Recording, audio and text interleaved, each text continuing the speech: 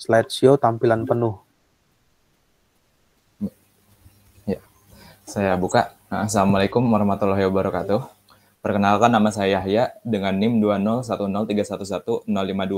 Pada kesempatan kali ini, saya ingin mempresentasikan hasil review jurnal yang berjudul Design and Efficiency Evaluation of a Mid-size Serpentine Dean Flow UVC System for the Processing of Whole Milk using Computational Fluid Dynamics and Biodosimetry.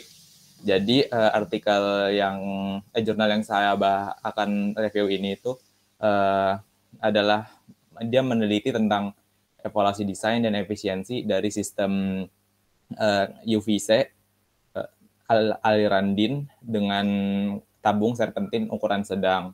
Nah, pada proses pengolahan susu menggunakan CFD dan biodosimetri. Next ini ada perkenalan. Susu dan produk hasilnya merupakan sumber potensial berbagai nutrisi seperti lemak, protein, karbohidrat, vitamin, mineral, dan enzim. Komponen-komponen ini terdapat pada susu yang memungkinkan pertumbuhan mikroorganisme patogen. Nah, oleh karena itu, proses pengolahan susu itu biasanya membutuhkan kontrol kualitas yang ketat karena akan terjadi masalah kontaminasi yang dapat berasal dari setiap tahap rantai makanan. Nah, kehadiran bakteri-bakteri aerobik yang membentuk spora ini dalam susu itu dianggap sebagai penyebab utama kerusakan dari susu mentah ataupun susu pasteurisasi. Nah, pasteurisasi, jadi ada teknik-teknik yang paling umum yang digunakan untuk memastikan keamanan susu itu. Nah, contohnya itu adalah pasteurisasi dan sterilisasi. Nah, untuk pasteurisasi sendiri ini, teknik yang dapat mematikan banyak sekali patogen bawaan dari makanan, ya, dari sel vegetatif hingga virus dan enzim penyebab kebusukan. Namun, teknik pasteurisasi ini kurang efektif terhadap spora bakteri. Nah, kenapa kurang efektif? Jadi, spora bakteri itu dapat berkecambah dan tumbuh dalam kondisi pendinginan yang menyebabkan penurunan umur simpan susu pasteurisasi dan ultra pasteurisasi yang tidak disterilkan. Nah, pasteurisasi termal itu dapat mengaktifkan spora selama penyimpanan, serta menyebabkan perubahan signifikan pada nutrisi produk susu. Selain itu, juga biaya operasional yang tinggi membuat pasteurisasi termal tidak layak untuk unit susu skala yang kecil. Nah, untuk menjaga manfaat produk susu mentah tanpa mengorbankan keamanan, diperlukanlah studi teknologi non-termal untuk pemrosesan produk susu. Nah, ada ketertarikan pada teknologi berbasis UVC untuk pemrosesan makanan cair yang telah tumbuh melesat selama bertahun-tahun. Nah, ketertarikan ini beralasan karena konsumsi energinya teknologi berbasis UVC ini lebih rendah, serta memiliki efek yang minimal pada kualitas produk dan juga mematikan enzim penyebab kebusukan dibandingkan dengan pemrosesan susu yang termal dan non-termal. Nah, ada beberapa penelitian melaporkan terdapat perubahan kualitas susu olahan UVC karena perpindahan massa yang tidak efisien dalam sistem. Nah, peneliti yang meneliti jurnal ini itu membuktikan bahwa reaktor UV tabung melingkar serpentin itu secara efisien mendistribusikan pengaruh dalam susu murni dibandingkan dengan reaktor UV dengan tabungnya itu melingkar helix menggunakan CFD. Nah, lanjutnya ada material dan metode penelitiannya. Yang pertama itu ada persiapan bakteriofag dan endospora. Nah, jadi untuk bakteriofag dan endospora ini yang digunakan itu adalah mikroorganisme T1 UV sebagai bakteriofag dan endospora dengan nama Bacillus cereus. Nah, lanjut yang kedua itu adalah sifat optik. Sifat optik atau penyerapan dan pengurangan hamburan pada susu dicek dengan menggunakan spektrofotometer double beam yang terhubung dengan bola 6 inci yang terintegrasi. Digunakan teknik inverse Edling doubling untuk menghitung koefisien penyerapan, koefisien hamburan, dan basis E. Nah, lalu yang ketiga ada perlakuan UVC ini. Nah, jadi untuk perlakuannya ini susu itu akan terkena sinar ultraviolet C menggunakan sistem UV aliran DIN. Sistem ini itu merupakan reaktor UV yang kontinu terdiri dari lampu merkuri bertekanan rendah 500 watt yang dilindungi dengan penghalang silinder stainless steel, kipas pendingin, dan tabung FAP atau fluorinated ethylene propylene food grade. Nah, ini bisa dilihat ya pada gambar yang di kanan ini. Nah, yang pada gambar di kanan ini itu nanti kan susu yang mau diberi perlakuan UVC itu akan dimasukkan ke tabung nomor 2 ini, yakni inlet tank. Nah, jadi dan dari inlet tank ini terlihat bahwa susu itu masih banyak terdapat mikroba pada susu itu sendiri. Nah, dari susu yang dari inlet tank ini akan dialirkan ke pompa dan lalu akan masuk ke mesin yang nomor 4. Jadi mesin yang nomor 4 ini itu merupakan sistem dari UV Hydra yang di sini ini akan dilakukanlah perlakuan UVC itu. Nah, di dalam tabung nomor 4 ini itu terdapat sistem untuk tubingnya itu, untuk sistem perpipaannya itu. Nah, sistem perpipaannya ini digunakan sistem yang serpentin. Jadi sistem serpentin itu tuh bentuk dari pipanya ini seperti ular yang meliuk-liuk gitu. Nah, setelah susu ini selesai diberikan ultraviolet ya, dia akan keluar dari sistem dan akan disalurkan ke outlet tank yang nomor 6. Nah, dari outlet tank ini susu itu diambil sampel dan dicek, dan ternyata populasi mikroba yang ada di susu itu sudah berkurang cukup banyak. Nah, eksperimen ini dilakukan sebanyak 3 kali untuk meminimalkan error. Nah, bilangan DIN dihitung sebagai fungsi dari bilangan Reynolds dan parameter geometris D dan DC, masing-masing mewakili diameter hidrolik tabung dan diameter dari kumparan.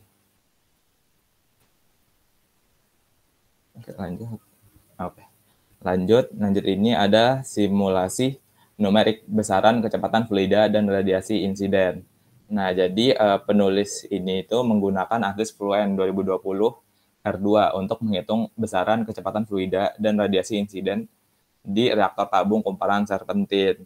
Nah, seperti simulasi pada umumnya ya, pertama itu kita itu buat dulu gambar atau geometri dari 3 dimensinya. Nah, lalu kan geometrinya itu nanti akan kita import ke meshing tool. Nah, lalu dengan mesh-nya itu bisa kita atur dengan mesh yang bentuknya tetrahedron kecil, lalu mesh-nya ini diimport ke ANSYS Fluent Solver dan untuk disimulasikan. Nah, lalu kita masukin kondisi batas. Kondisi batasnya itu bisa dilihat pada tabel yang 2 ini. Bisa dimasukkan nanti kondisi batasnya seperti alirannya, laju alirannya, dan kecepatannya bisa dimasukkan, dan juga bilangan Reynolds-nya. Nah, lalu setelah diproses akan didapatkan hasil seperti pada gambar yang ini. Nah, jadi hasilnya itu nanti akan seperti ini dia. Lanjut. Oke. Selanjutnya, perkiraan pengaruh yang disampaikan dengan biodosimetri. Nah, perkiraan pengaruh UV yang disampaikan pada kondisi aliran eksperimental dilakukan menggunakan metode biodosimetri. Secara singkat, persamaan dosis respon untuk suspensi mikroba susu ditentukan menggunakan kurva dosis respon yang diperoleh dari standar bench scale Collimate BIM aparatus. Lalu, ada penentu volatil atau kemudahan penguapan menggunakan electronic nose. Nah, jadi volatil ini dievaluasi menggunakan electronic nose yang terdiri dari 2 kolom yang bekerja dalam metode paralel atau kolom non-polar. Nah, sifat volatil pada sampel ini yang dipengaruhi itu akan dibandingkan dengan sampel yang tidak dipengaruhi oleh ultraviolet tadi. Lalu selanjutnya ada penentuan peroksidasi lipid. Nah, nilai peroksidasi lipid ini dievaluasi dengan metode kurva standar menggunakan spektrofotometer. Nilai ini diukur dari NDA dan substansi reaktif lainnya. Selanjutnya ini ada hasil dan diskusi. Nah, jadi hasil dan diskusi yang pertama ini adalah sifat optik dari fluida uji. Nah, sifat optiknya ini bisa dilihat dari tabel 1. Nah, dari tabel 1 ini tertera nih sifat-sifat optik dan sifat fisiknya, fisik kimia dari susu dan nilainya masing-masing. Nah, sifat optiknya ini dengan jelas menunjukkan sifat buram dari fluida uji. Nah, susu secara signifikan menyerap dan menyebarkan foton UV. Partikel tersuspensi bertanggung jawab atas redaman sinar UV melalui efek hamburan. Nah, jika partikel produk lebih besar dari panjang UV, kemungkinan menyebabkan lebih banyak hamburan cahaya ke arah depan karena hamburan balik yang diperbesar. Selanjutnya ada desain dan pengembangan reaktor arus DIN. Nah, untuk meningkatkan gaya DIN, penulis merancang dan mengembangkan sistem UV aliran DIN melingkar jalur serpentin ukuran sedang untuk meningkatkan gaya DIN dalam studi sebelumnya dan mengevaluasi efisiensi inaktivasi mikrobanya. Nah, dari eksperimen yang telah dilakukan, bilangan Reynolds-nya yang dihitung untuk laju aliran eksperimental berada dalam kisaran bilangan Reynolds 1347 hingga 5389. Jadi ini kisaran laminar, transisi, dan turbulen. Lalu dan serta ini bilangan DIN yang di eksperimennya ini adalah 762 hingga 3048 pada kurva melingkar dan 957 hingga 3826 pada kurva yang serpentin. Selanjutnya, simulasi numerik medan aliran dan medan distribusi radiasi di sistem aliran DIN yang dikembangkan. Nah, medan aliran susu dan hidrodinamika di sistem UVC disimulasikan dengan CFD untuk laju alir eksperimental dengan laju alirnya itu 0,75, 1,5, dan 3 liter per menit. Nah, data menunjukkan distribusi kecepatan dalam reaktor masing-masing itu 0,58, 0,67, dan 0,72 untuk laju aliran eksperimental 0,75, 1,5, dan 3 liter per menit. Distribusi medan radiasi UVC pada susu terlihat pada gambar yang di samping ini. Nah, jadi gambar yang A ini merupakan kurva kontur untuk distribusi kecepatan susu. Nah, sedangkan kurva yang B ini adalah kurva kontur untuk distribusi medan radiasi. Nah, intensitas radiasi ini bisa dilihat itu semakin berkurang dari dinding ke pusat tabung. Dapat dilihat dari kurvanya itu dia dari merah menjadi biru. Nah, radiasinya ini akan semakin kurang dari dinding ke pusat tabung itu. Nah, ini dikarenakan redaman cahaya oleh susu itu sendiri. Nah, sebaliknya kecepatan secara bertahap meningkat dari dinding ke pusat menuju ke pusat susu, ke pusat tabung. Nah, kenapa? Karena dan itu bisa dilihat dari kurva ini itu dari dia warnanya biru hingga ke tengah ini warnanya jadi merah.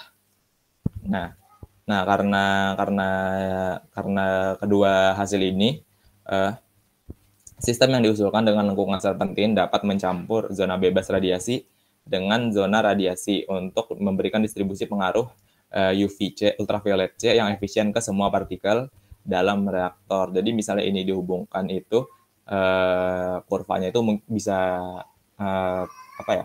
untuk pengaruh dari UV sendiri itu bisa merata untuk ke seluruh tabung seperti itu. Selanjutnya, validasi pengaruh ultraviolet pada laju aliran eksperimental.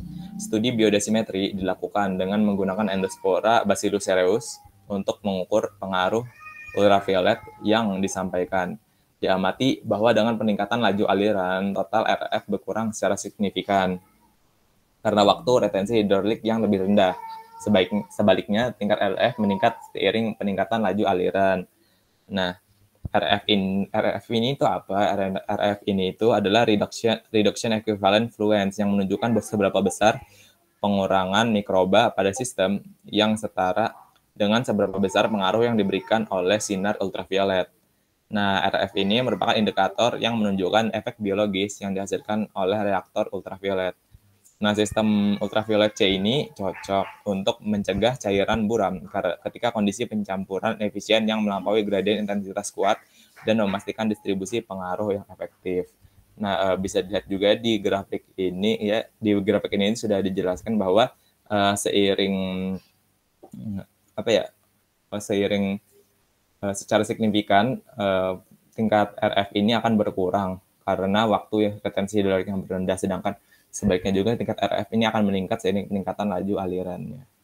Seperti itu. Selanjutnya, studi inaktivasi mikroba. Nah, untuk studi inaktivasi mikroba ini dilakukan pada laju aliran 47,55 GPH. GPH ini adalah galon per hour.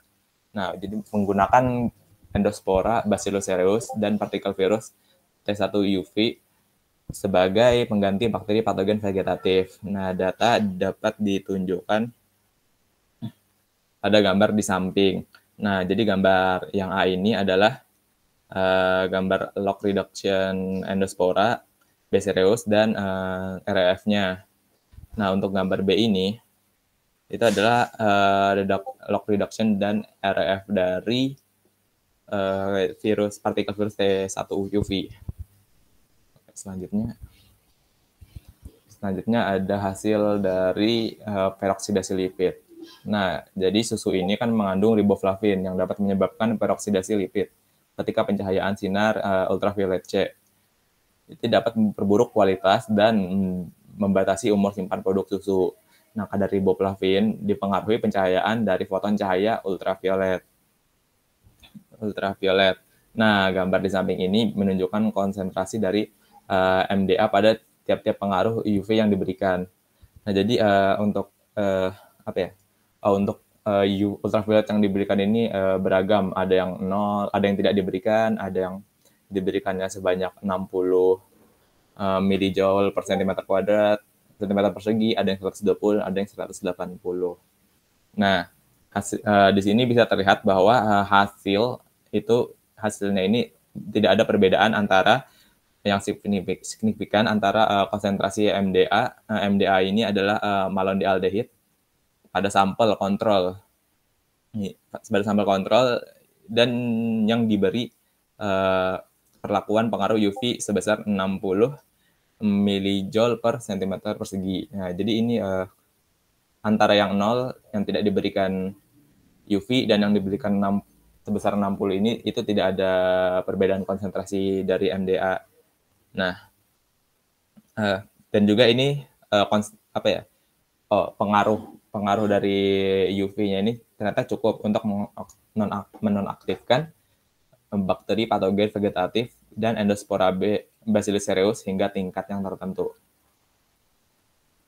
Selanjutnya adalah proses volatil.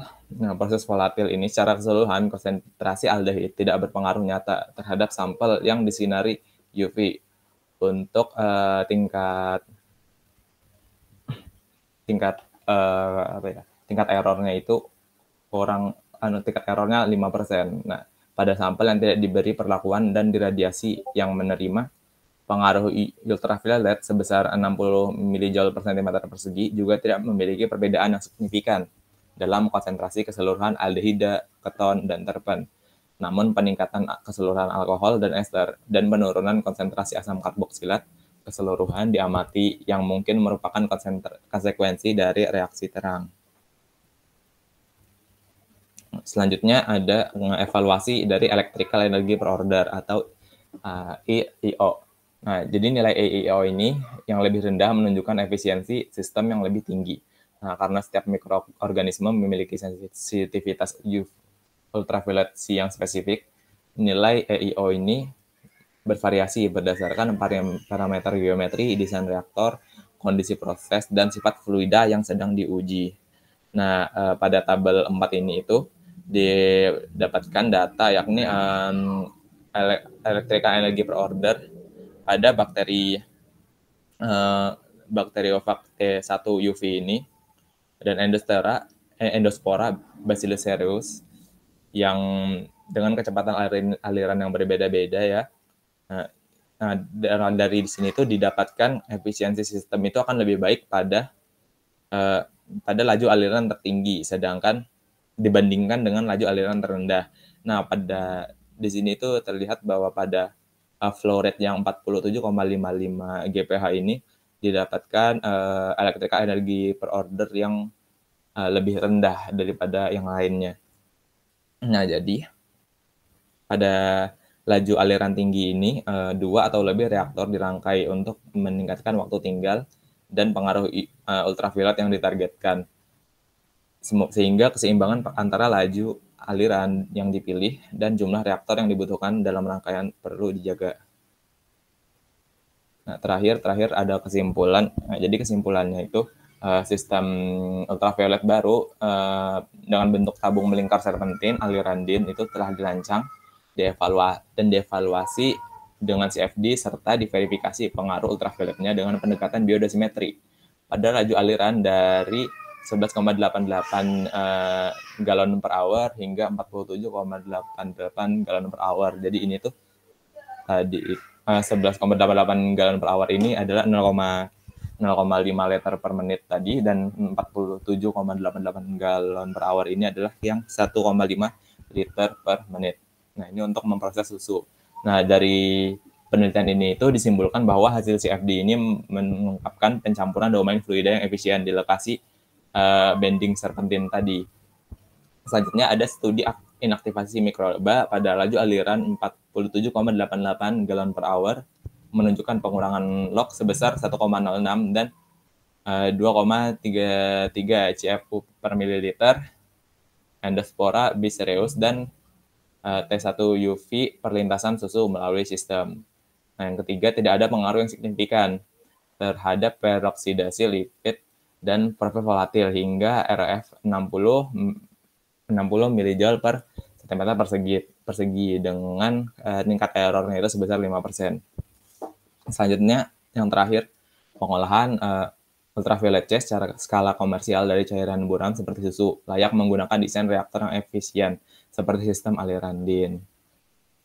Jadi seperti itu penjelas review jurnal dari saya. Apakah ada yang ingin ditanyakan?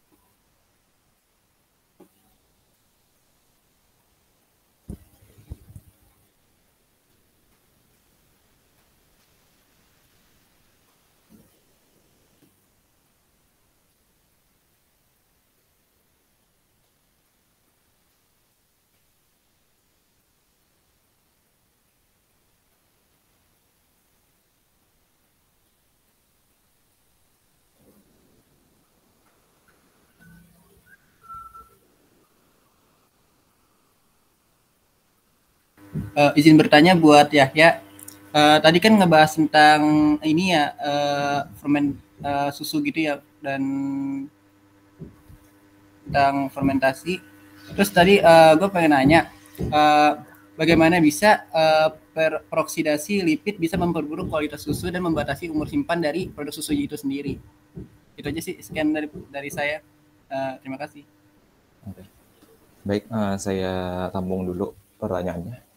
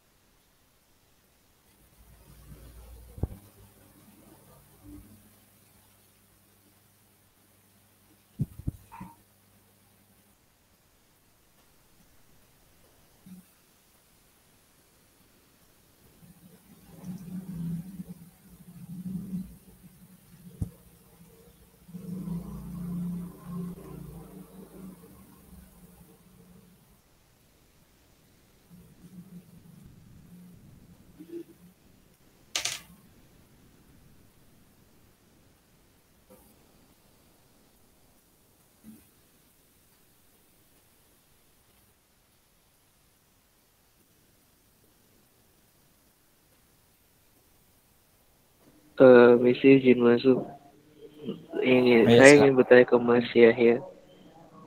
Ya, pada penelitian ini kan peneliti memakai sistem reaktor UV tabung belingkar serpentin kan, dan mereka bilang bahwa reaktor tersebut lebih efisien daripada reaktor tabung belingkar. Nah, sebenarnya apa sih perbedaan dari kedua tabung ini dan mengapa tabung belingkar serpentin lebih efisien? Itu aja, Mas Yahya. Oh, oke, baik. Baik, saya tampung dulu ya.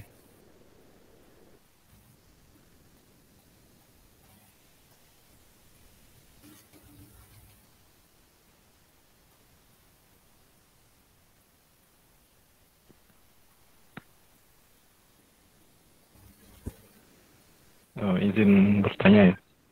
Saya Oh, iya, Raihan Bang. Silakan, Bang. Farid dengan NIM 1910311044 ingin bertanya mengapa peneliti yang ada di jurnal tersebut menggunakan endospora B serius dan partikel virus T1 UV sebagai pengganti bakteri patogen vegetatif dalam studi inaktivasi mikroba. Terima kasih. Oh, oke, baik. Terima kasih, Bang, pertanyaannya.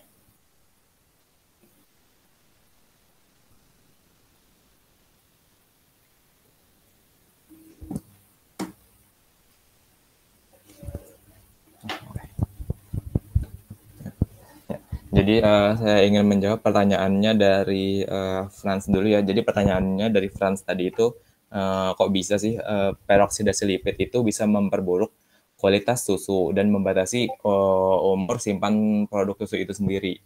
Nah, jadi peroksidasi lipid sendiri itu merupakan reaksi dari hidroperoksida yang dapat terurai dan membentuk radikal bebas yang selanjutnya ini menyebabkan autooksidasi dan pembentukan senyawa off flavor. Nah, untuk reaksi oksidasi ini itu terjadi sangat cepat dan biasanya itu terjadi ketika susu terkena permukaan logam atau terkena cahaya. Nah, autooksidasi dan cahaya ini bisa menginduksi oksidasi asam lemak, tak jenuh susu, terutama bertanggung jawab atas asal-usul dari off flavor. Jadi off flavor ini itu kehilangan rasa dari susu itu sendiri. Nah, dan juga pengurangan senyawa nutrisi seperti asam ascorbat dan riboflavin yang terdapat pada susu itu sendiri. Nah, peroksidasi lipid ini itu harusnya ternyata itu berbanding lurus dengan kandungan riboflavin dan secara signifikan ini akan dipengaruhi oleh paparan dari sinar ultraviolet. Kan tadi ini kita apa ya? Tadi kita itu kan memberi perlakuan ultraviolet gitu terhadap susunya. Nah, jadi ini juga kita harus perhatikan agar peroksidasi lipid ini itu tidak terjadi. Nah, oleh karena itu tadi pada penelitian ini itu pengaruh ultraviolet yang kita berikan ini harus kita perhatikan agar peroksidasi lipid yang ini tidak terjadi. Seperti itu, Mas Frans. Bagaimana, Mas Frans?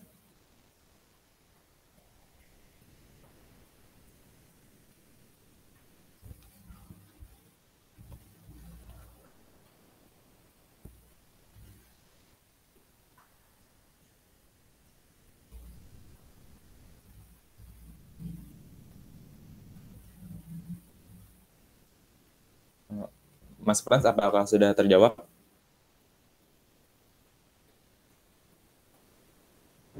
Baik, terima kasih atas jawabannya Mas Yahya, sudah terjawab. Oke, terima kasih ya Mas Frans untuk pertanyaan.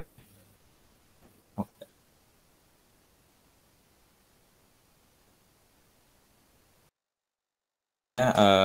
Pertanyaan dari Mas Jovi. Mas Jovi itu pertanyaannya tadi perbedaan antara tabung helix melingkar yang serpentin dengan yang tabung melingkar yang helix dan tabung melingkar yang serpentin. Dan kenapa tabung melingkar serpentin ini lebih efisien terhadap tabung melingkar helix. Nah, seperti yang saya perlihatkan tadi ya di sini. Nah, jadi tabung lingkar helix dengan tabung lingkar serpentin itu punya perbedaan pola lingkar. Untuk tabung melingkar helix itu adalah tabung melingkar yang polanya itu tuh dia tuh polanya spiral dan bentuknya itu seperti sebuah pegas. Nah, sedangkan untuk tabung melingkar yang serpentin itu bentuknya itu seperti ini dia bentuknya itu seperti usus atau bentuknya itu kayak seperti ular yang meliuk-liuk gitu. Nah, dalam rekayasa reaktor dan proses, faktor-faktor yang mempengaruhi turbulensi itu kan ada geometri dari reaktor, dan juga ada laju aliran yang sangat penting untuk memastikan pengiriman penuh yang homogen, yang sama ke seluruh domain fluida, dan untuk menjaga kualitas produk. Nah jadi kenapa tabung melingkar serpentin ini lebih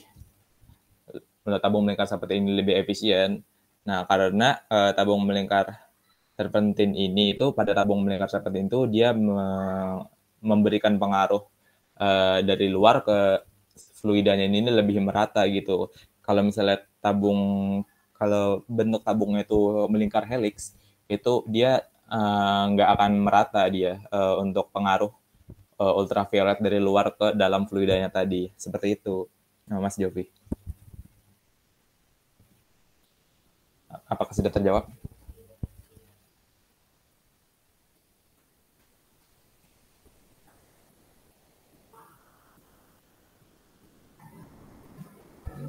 Halo, apakah Saraya masuk? Iya, masuk. Sudah, makasih ya, Mas. Oh iya, terima kasih pertanyaannya. Oke. Selanjutnya itu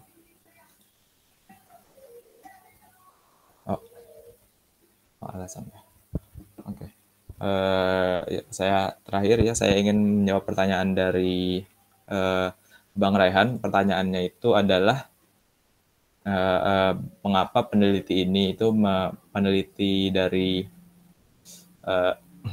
artikel ini itu menggunakan bakteri dan bakteriofag dan endospora. Bakteriofagnya itu adalah T1 UV dan endosporanya ini adalah Bacillus cereus. Nah, jadi kenapa peneliti ini dia menggunakan endospora Bacillus cereus? Nah, jadi endospora Bacillus cereus ini adalah endospora yang paling umum yang terdapat pada susu. Nah, ini endosporanya ini tuh dia bisa menyebabkan permasalahan keamanan makanan dan pembusukan makanan.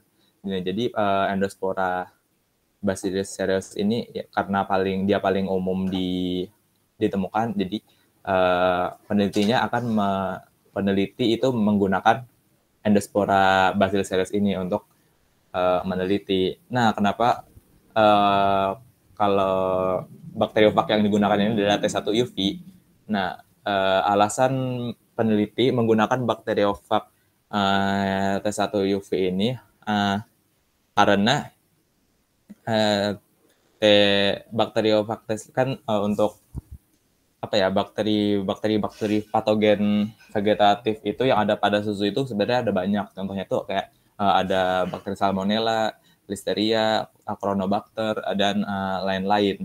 Nah, alasan peneliti menggunakan bakteriofag T1 UV ini itu karena nilai sensitivitas ultraviolet bakteriofag T1 UV ini lebih tinggi.